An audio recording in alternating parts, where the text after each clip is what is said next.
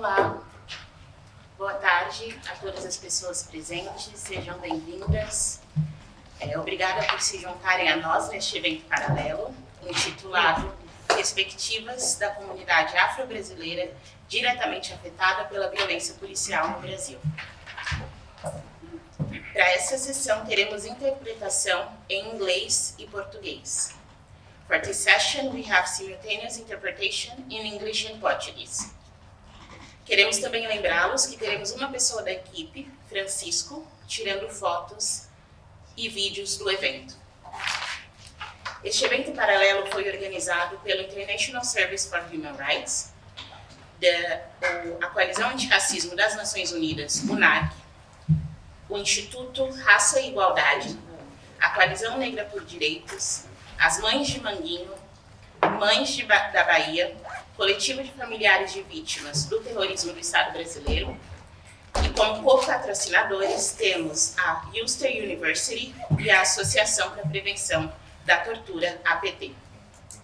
Meu nome é Nayara Cari Silva Santos, sou coordenadora da UNARC e fiz parte da equipe organizadora das audiências da sociedade civil durante a visita do mecanismo EMBLER, que é o Mecanismo de Especialistas para o Avanço da Justiça e Igualdade Racial no contexto da aplicação da lei, conhecido como EMBLER, ao Brasil, que ocorreu entre 27 de novembro e 8 de dezembro de 2023. Durante a visita, sem precedentes, o mecanismo se reuniu com mais de 100 pessoas diretamente afetadas pela violência policial contra africanos e afrodescendentes no Brasil. O EMBLER também visitou 5 cidades brasileiras, Salvador, Fortaleza, São Paulo, Rio de Janeiro e a capital, Brasília, com o objetivo de investigar os motivadores e os impactos do racismo sistêmico na violação de direitos humanos na aplicação da lei contra pessoas negras. Hoje, após a apresentação de ontem do relatório altamente aguardado do EMBLER sobre o Brasil, ouviremos mulheres negras defensoras dos direitos humanos que são diretamente afetadas e compartilharão suas experiências pessoais com o racismo estrutural no Brasil. Compartilharão o que está acontecendo de forma mais ampla em sua região, sobre os movimentos negros e o ativismo no país em relação a esta questão e algumas das soluções que comunidades negras no Brasil buscam, especialmente os familiares de vítimas, que estão buscando e pedindo. Nesse contexto, somos guiadas pelas seguintes perguntas. O que pode ser feito em nível internacional para alcançar a verdadeira liberdade negra? E qual é a perspectiva e o papel do EMBLER para abordar e erradicar essas violações de direitos humanos? Gostaríamos, então, de homenagear, agradecer e dar as boas-vindas às participantes dessa mesa e a todos aqui presentes. Isis Alves, do Instituto Raça e Igualdade, que moderará a discussão. As defensoras dos direitos humanos do Brasil, Maria José Menezes e Ana Paula Oliveira. E mais tarde, a ex-juíza Aquaquen Kenya, presidente do EMBLER. Meu agradecimento da minha fala aqui vem em nome dos meus colegas da equipe do Brasil, do Instituto Raça e Igualdade, que não puderam estar aqui hoje, mas que participaram ativamente da visita do EMBLER, que entendem o quão primordial é que vocês sejam as pessoas ouvidas diretamente. Eu vou passar então agora a fala, nesse espírito, para a Ana Paula Oliveira, uma mulher negra da favela de Manguinhos, mãe de Jonathan de Oliveira Lima, vítima fatal da violência policial no Rio de Janeiro, formada em pedagogia, defensora dos direitos humanos, cofundadora e coordenadora do Movimento de Mães de Manguinhos e membro do Fórum Social de Manguinhos. Seu grito inspira muitas mulheres negras a se levantarem contra o genocídio do povo negro nas favelas e periferias do Brasil. Ana, estamos aqui para te ouvir. Boa tarde a todos. Quero agradecer pela oportunidade de poder estar aqui hoje. E eu sou Ana Paula Oliveira, eu sou nascida e criada na favela de Manguinhos, uma favela que fica situada na zona norte da cidade do Rio de Janeiro. Eu sou mãe de 2 filhos, Jonathan e Maria Paula. Jonathan tinha apenas 19 anos quando foi assassinado com um tiro nas costas por um policial militar na favela de Manguinhos. E desde então a minha vida mudou completamente. No primeiro momento eu achei que eu fosse morrer, porque eu não sabia como, não imaginava a minha vida sem um pedaço de mim, que é o meu filho. E no dia 14 de maio de 2014, meu filho tinha acabado de sair da nossa casa com a namorada dele, uma travessa de pavê, que é um doce, para levar para minha mãe. E ele ia levar a namorada em casa. Ele saiu de casa, lindo, alegre, me deu um beijo que eu nunca iria imaginar que seria o último beijo que eu receberia do meu filho.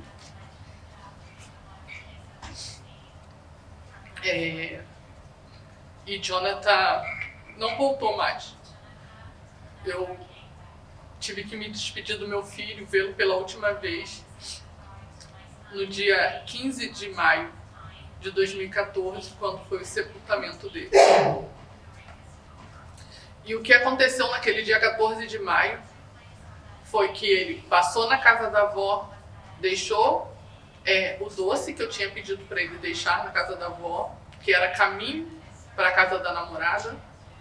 Ele foi na casa da namorada, deixou a namorada em casa, e ao sair, ele passou numa rua em Manguinhos, onde estava acontecendo uma confusão entre um grupo de policiais que já eram conhecidos na região, justamente por fazerem abordagens agressivas, por hostilizarem os moradores daquele lugar, e havia uma confusão.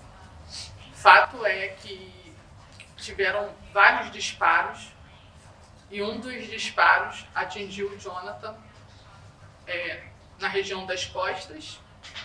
Ele foi socorrido por moradores, numa tentativa de socorro, levaram ele para a unidade de saúde mais próxima, mas ele já chegou sem vida. Me ligaram, pediram para eu ir até a unidade de saúde, dizendo que ele tinha sofrido um acidente. Mas quando eu cheguei à unidade de saúde, eu tive a informação de que o meu filho tinha levado um tiro e não havia resistido ao ferimento. Ele teve hemorragia interna. Mas ali, ao receber essa notícia, eu ainda não acreditava, que aquilo estava acontecendo. Porque meu filho saiu de casa cheio de vida. E eu não queria acreditar que aquilo estava acontecendo, era inacreditável. Enfim. E a partir dali, quando o meu cunhado vai até a delegacia para fazer um boletim de ocorrência, isso porque ele foi orientado pela assistente social da unidade de saúde, onde o Jonathan já chegou praticamente sem vida. Primeiro, a profissional de saúde perguntou se o Jonathan tinha algum envolvimento com crime. E a partir da resposta negativa, ela orientou a ir até uma unidade, uma delegacia, e fazer um registro de ocorrência. E chegando na delegacia, ele foi orientado a buscar testemunhas.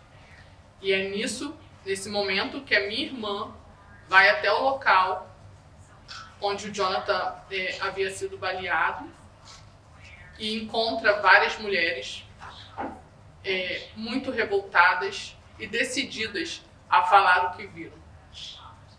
Chegando na delegacia, os policiais envolvidos na morte do Jonathan estavam lá, tentando registrar um auto de resistência. E aí começa uma luta, que é uma luta que, infelizmente, tem se tornado rotina na vida de muitas mulheres pretas, pobres, faveladas, periféricas como eu, que têm seus filhos assassinados pelo braço armado do Estado e criminalizados. Porque para a polícia não basta apenas matar o corpo, tem que desumanizar essas vítimas, tem que criminalizar essas vítimas. E eu, como tantas outras mães, não tive direito ao luto, porque eu precisei me jogar numa luta que já dura 10 anos, em busca da verdade, em busca de preservar a memória do meu filho, porque para toda mulher preta, mãe, moradora de favela e periferia, não é fácil criar um filho.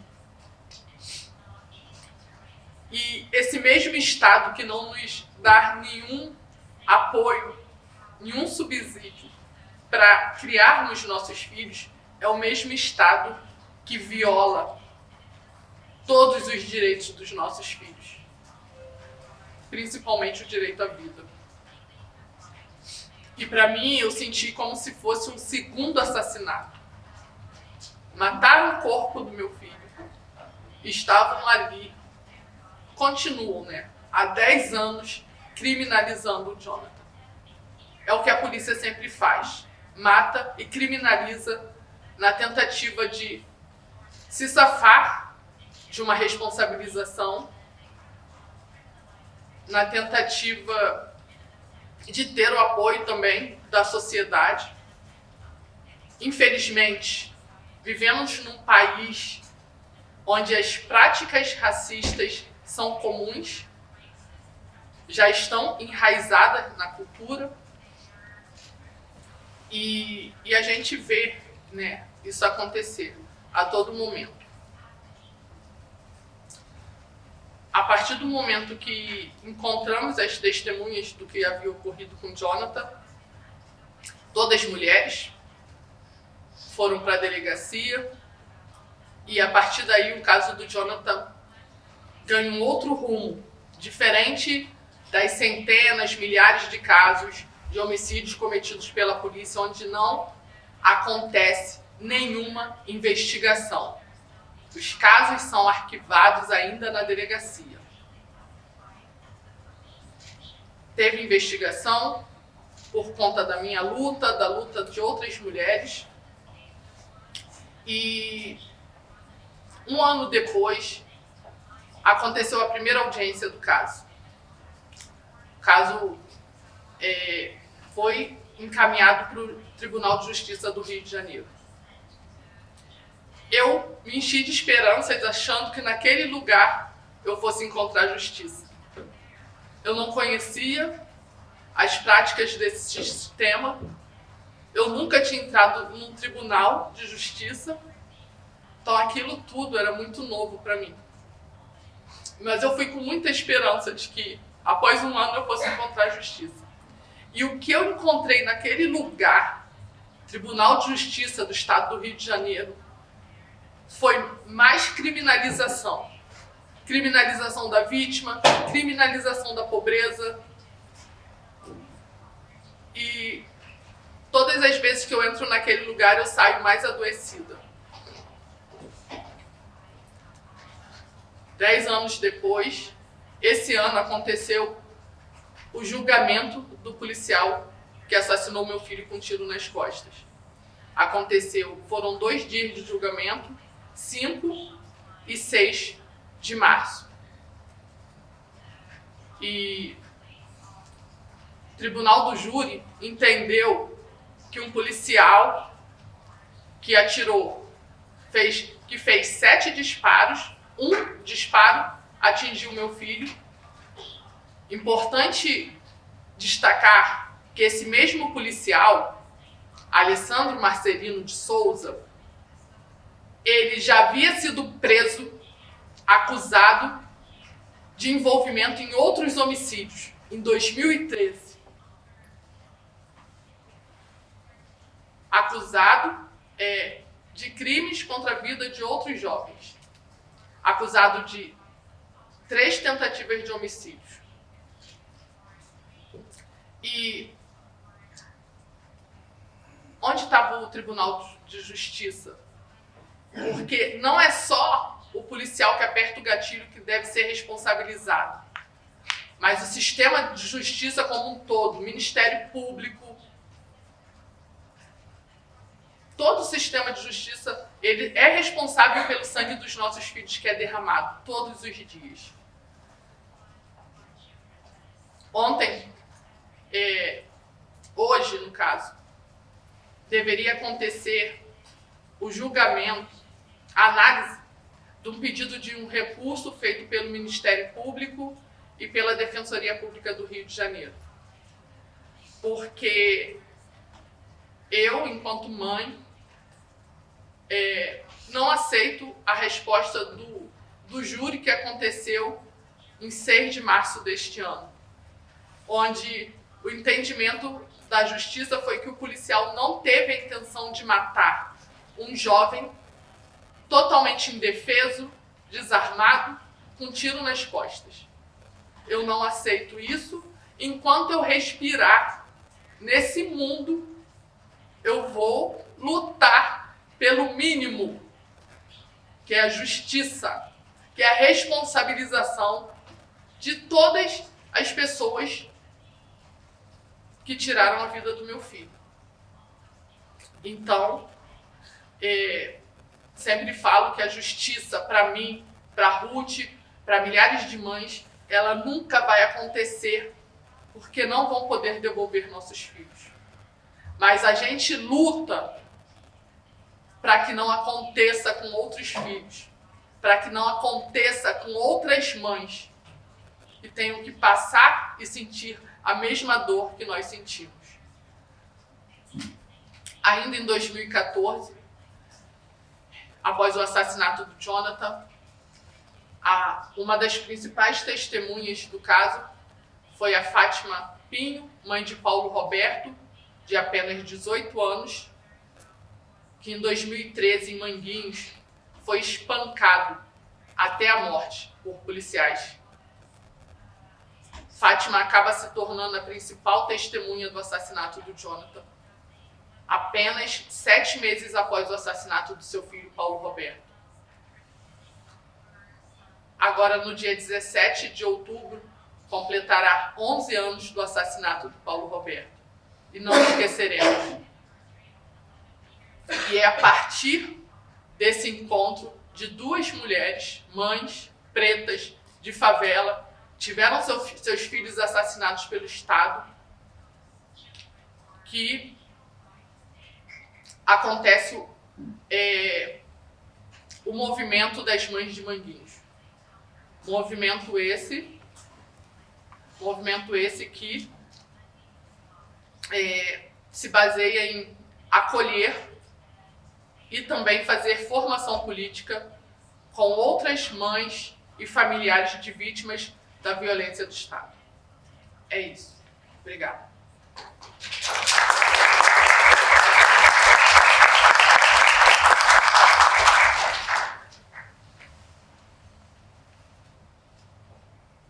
Obrigada, Ana, pela sua fala. Acho que todo mundo aqui nessa sala se sente movido pela emoção, mas também pela revolta com toda essa crueldade e injustiça que Jonathan, mas também tantas outras vítimas da violência policial no Brasil passam, né? Que essa justiça, ainda que mínima que você fala, ela possa ser feita, mas com certeza as mães unidas e organizadas precisam continuar cada vez mais a serem ouvidas, porque tem muito a dizer e a ensinar.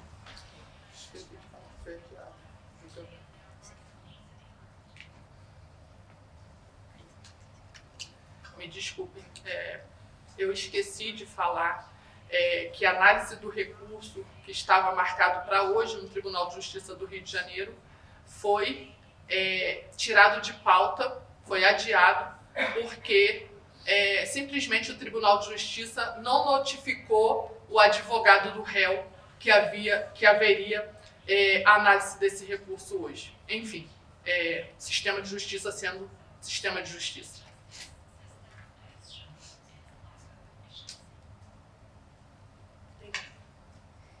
Eu vou passar então agora a palavra para a Zezé Menezes, ativista do movimento social negro e do movimento de mulheres negras no Brasil, atuando na produção e implementação de políticas públicas que permitam às populações afrodescendentes alcançar a cidadania plena.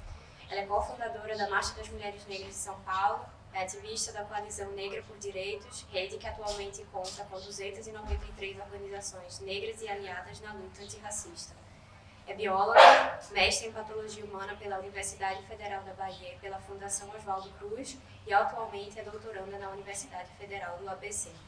Zezé, você tem a palavra.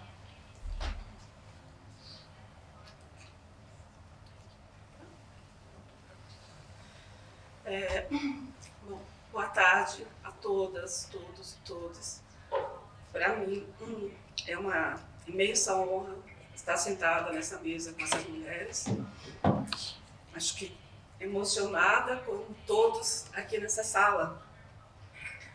E uma representação da sociedade civil e o quanto é importante a escuta da sociedade civil nesses espaços. E a sociedade civil tem que participar cada vez mais, tem que ser cada vez mais escutada, mas também que as suas propostas sejam atendidas.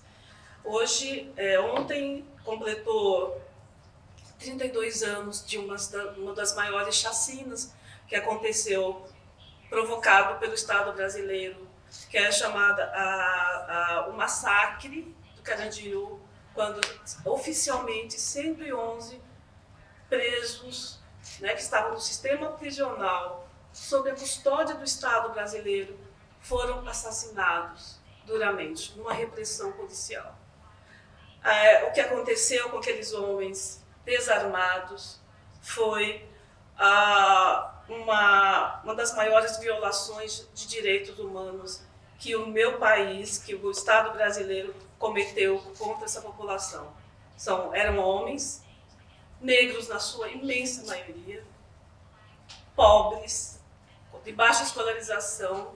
E esse é o perfil da população carcerária do Brasil. O Brasil é o terceiro país no número de pessoas encarceradas. Mas quando nós olhamos esses dados e nós desagregamos esses dados, nós olhamos que esses prisioneiros são mais de 90% homens, uma desproporcionalidade de homens negros, pobres, periféricos, com baixa escolarização e com pouquíssimo ou sem acesso ao sistema de justiça. Nós temos mais de 800 mil pessoas no sistema carcerário no Brasil. Isso é um absurdo. Se nós pegarmos esses dados por população, o Brasil passa a ser o segundo país com o maior número de pessoas, proporcionalmente com o maior número de pessoas encarceradas. E é essa população, é esse perfil que está sendo desumanizado. A pergunta é: qual é a nossa perspectiva da população afro-brasileira diretamente afetada pela violência policial no Brasil? Sermos humanizados. Esses horrores acontecem porque nós não alcançamos ainda a nossa humanização. Nós ainda não somos considerados pessoas humanas. A morte de um jovem ou de uma jovem negra no Brasil ainda é visto com naturalidade, embora o país não tenha oficialmente decretado a pena capital, pena de morte. Mas isso é naturalizado dentro da nossa sociedade e é uma das grandes lutas que o movimento social negro faz. Humanizar. Enquanto nós não humanizarmos, enquanto a sociedade brasileira, o Estado brasileiro, não nos vermos enquanto seres humanos, seres de direito, nós não teremos acesso à justiça, seremos tratados como seres de segunda categoria, um legado do colonialismo e do escravagismo, do sistema de escravização que perpetuou, que durou no país quase 400 anos. O Brasil foi o último país nas Américas a oficialmente acabar com o tráfico de pessoas africanas e seus descendentes. Então, essa desumanização nesse sistema é a base de tudo isso. Nossa luta é pela nossa humanização. Em 2006, houve uma outra chacina muito grande, que é o chamado Crimes de Maio, onde, por uma forma de punição à população pobre pelo assassinato de um policial, essas incursões são sempre punitivas, e acontece quando acontece uma morte de um policial. A polícia mata indiscriminadamente pessoas mais periféricas, pretas, principalmente jovens. Foram mortas mais de 400 pessoas periféricas. Então, é um sistema muito cruel, extremamente cruel, e a nossa luta é pela humanização, mas também da população negra, mas também pelo protagonismo, pelas vozes dessa população, e é por isso que nós estamos aqui. Muito obrigada.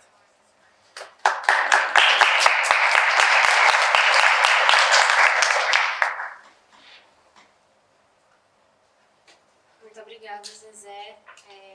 É uma honra poder escutar essa sua fala, né? Também destacar o seu histórico, trabalho histórico, né, na luta antirracista no Brasil, e também a sua atuação, também queria destacar, crucial durante a visita do Emler no Brasil.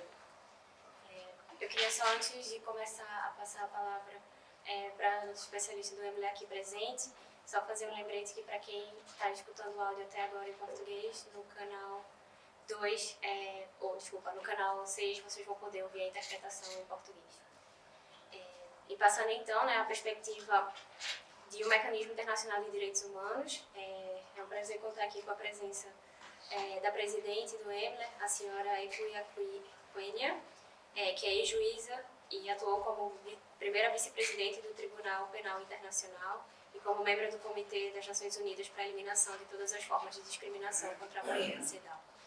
É advogada e procuradora da Suprema Corte de Gana e tem ampla experiência como procuradora, advogada e professora de Direito.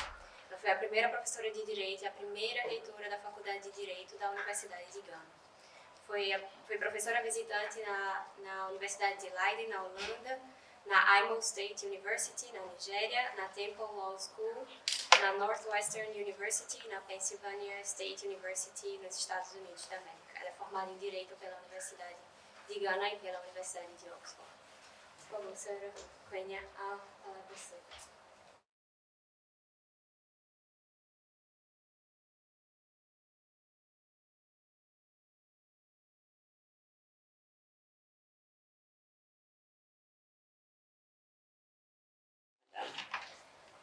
I feel very honored to be among you today.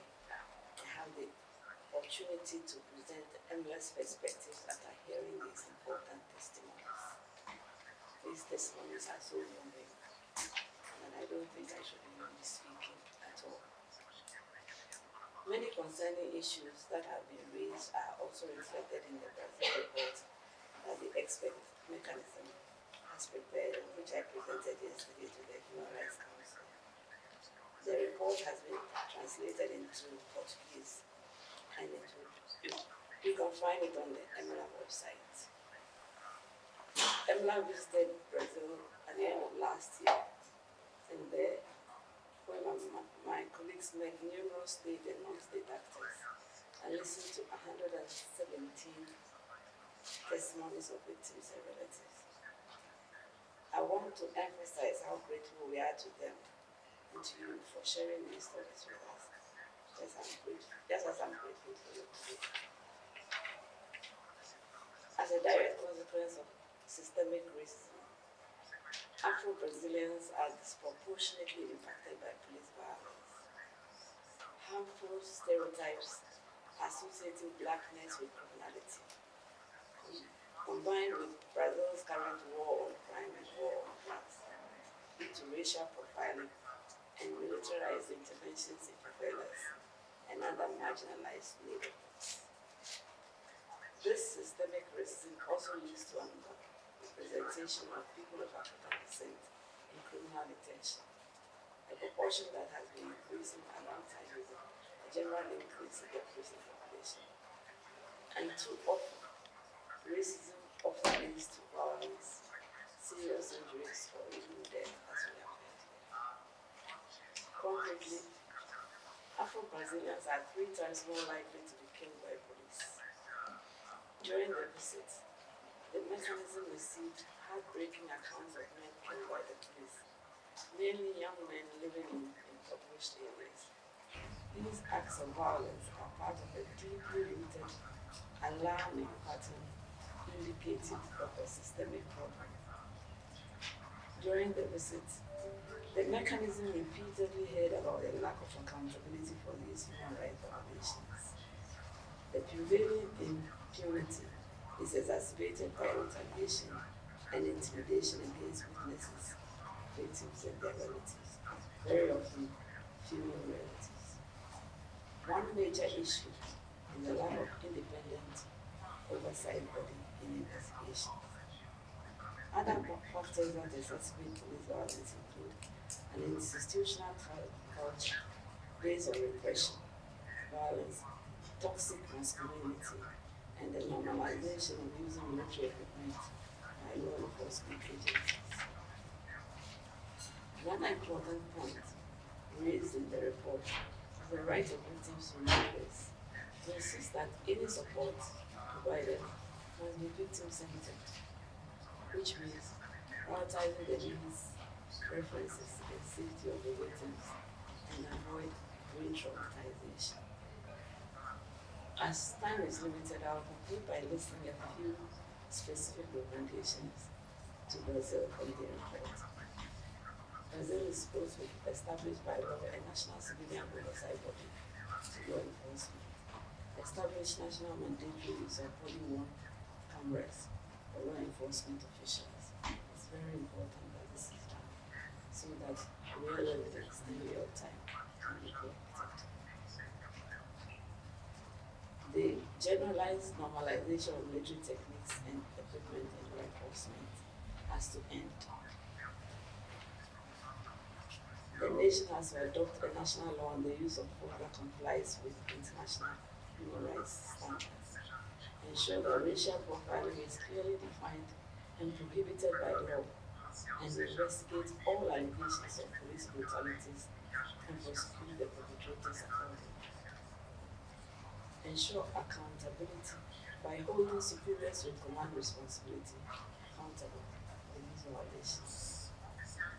Guarantee the victim's right to reparations, notably by establishing by law a well-resourced, specialized, victim-centered, independent mechanism specifically designed to support affected individuals and communities. Finally, I want to emphasize that while the publication of this report is an important milestone, it is not the end of our work. We must now ensure that the report is promoted, discussed, and acted upon. The support of civil society in the overall process is very important. Thank you for your attention.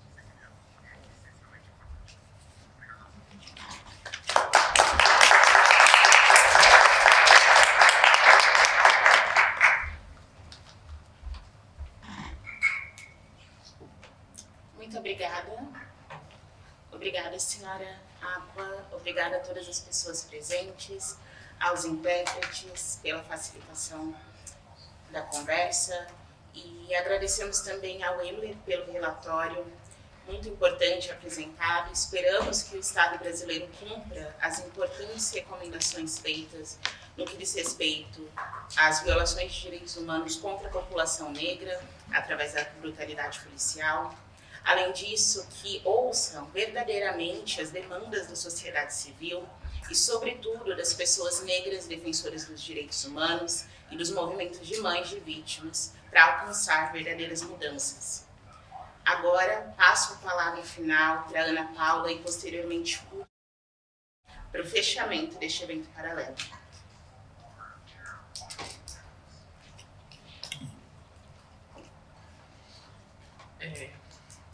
Mais uma vez agradecer estar aqui e é isso, pedir também, né, para que a gente pense medidas para que o Brasil cumpra com as recomendações, né, feitas pelo relatório da Emily, a partir das denúncias de várias mães e familiares de vítimas da violência de Estado, né, e com foco principal na reparação, mas também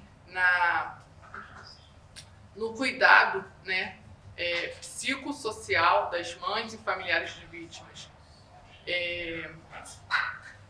Pensar também formas de que haja uma responsabilização, né, dos agentes de Estado, do Estado em geral, né, pelos assassinatos dessas vítimas. É isso.